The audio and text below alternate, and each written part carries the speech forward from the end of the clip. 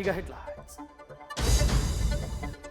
ಮುಂಬೈ ಕಡಲ ತೀರದಲ್ಲಿ ಅಟ್ಟಹಾಸ ಮೆರೆದಿದ್ದ ರಕ್ತ ಪಿಪಾಸುವನ್ನು ಭಾರತಕ್ಕೆ ಎಳೆದು ತರಲಾಗಿದೆ. 26/11 ಉಗ್ರ ದಾಳಿಯ ಮಾಸ್ಟರ್ ಮೈಂಡ್ ಒಬ್ಬ ಆದಂತ ತಹವೂರ್ ರಾಣಾನನ್ನ ಎನ್ಐಎ ಕರೆತಂದಿದೆ. ತಿಹಾರ್ ಜೈಲಲ್ಲಿಟ್ಟು ಪಾಕ್ ಉಗ್ರನಿಗೆ ದಾಳಿಯ ಸಂಚಿನ ಬಗ್ಗೆ ಬಾಯ್ಬಿಡಿಸಲು ರಾಷ್ಟ್ರೀಯ ತನಿಖಾ ದಳ ಮುಂದಾಗಿದೆ.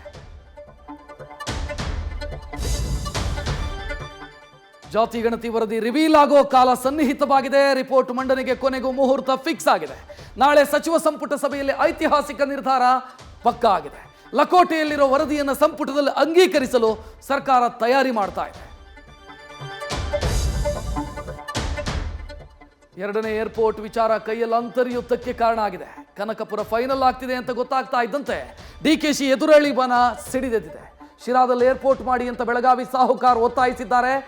ಎಂಬಿಪಿ ಮಾತ್ರ ಬೆಂಗಳೂರಲ್ಲೇ ಮಾಡಬೇಕು ಅನ್ನೋ ನಿಲುವು ತಳೆದಿದ್ದಾರೆ.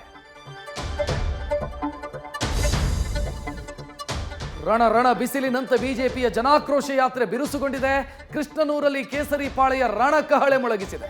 ಇದು ಜನಪ್ರಿಯ ಸರ್ಕಾರ ಅಲ್ಲ, ಜಾಹೀರಾತಿನ ಸರ್ಕಾರ ಅಂತ ಬಿಜೆಪಿ ಸಾರಥಿ ಗುಡುಗಿದ್ದಾರೆ. ರಾಯರೆಡ್ಡಿ ಭ್ರಷ್ಟಾಚಾರದ ಮಾತನ್ನೇ ಹಿಡಿದು ರಾಮುಲು ಸರ್ಕಾರದ ವಿರುದ್ಧ ಕಿಡಿಕಾರಿದ್ದಾರೆ.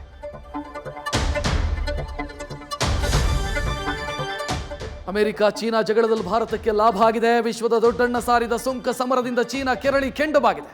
ಟ್ರಂಪ್ಗೆ ಟ್ಯಾರಿಫ್ ಟ್ರಬಲ್ಗೆ ಟಕ್ಕರ್ ಕೊಡಲು ಭಾರತಕ್ಕೆ ಡಿಸ್ಕೌಂಟ್ ನೀಡಲು ಡ್ರ್ಯಾಗನ್ ದೇಶ ಮುಂದಾಗಿದೆ. ಭಾರತದಲ್ಲಿ ಹಲವು ವಸ್ತುಗಳ ಬೆಲೆ ಕಡಿಮೆಯಾಗೋ ಸಾಧ್ಯತೆ ಇದೆ.